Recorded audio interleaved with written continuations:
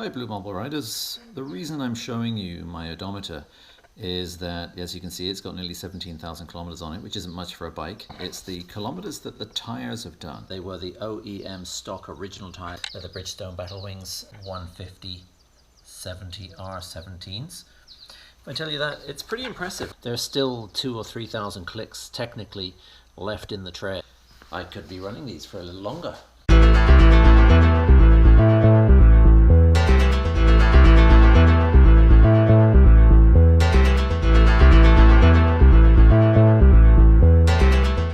I found these tyres really good in the rain. These sipes spread and removed water from the road fantastically.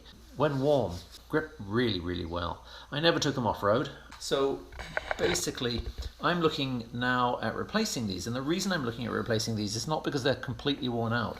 It's because the other day I was riding in the rain and I noticed that they are starting to lose a lot of that really good grip that they technically used to have in the wet. Whether it's the fact that the compound is worn down, I don't even know if these are dual compound or not, whether there's a silicone band in the middle, but I do know that they come stock, and most tires that come stock are usually not the greatest shakes.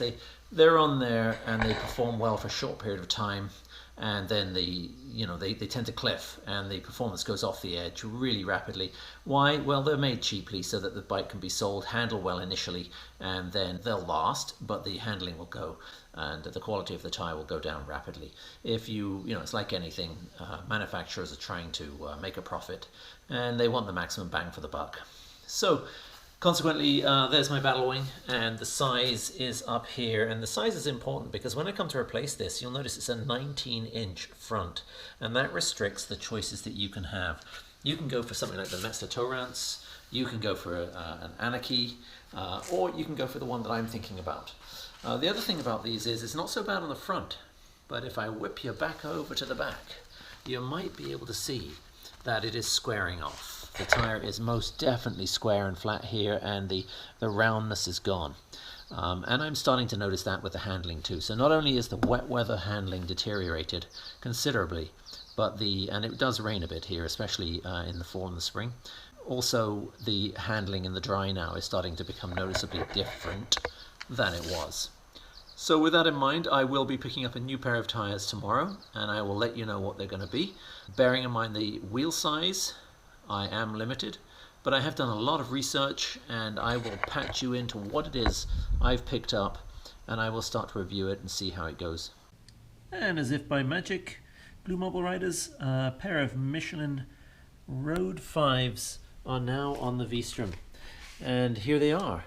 These are the new Road 5, and they've got apparently it's a lovely compound. It's a silicone compound, harder in the middle, softer on the sides, and these are some sort of tetrahedral cut that as the tread gets lower, particularly here, these widen, so the capacity of the tread stays the same.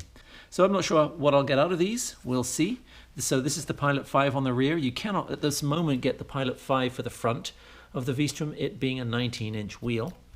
So these are the Pilot 4 trails, and here they are. They seem to be a little quieter on the way home. Although I had earplugs in, they seem to be a lot quieter.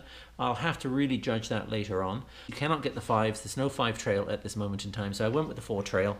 So we'll see how they wear. Apparently the 5 hold as much grip after 7,000 to 9,000 kilometers as this does new. So we'll see. I'm going to ride them, and I will let you know how these develop over the next little while, what the wear goes like, how they are in the rain, how they are in the dry. It's the Michelin Road 5 rear and the Michelin Road 4 trail. The front wings are 19 inches, and I can already tell that, and even though it's only 10 clicks, I can already tell that these are much smoother than my old 17,000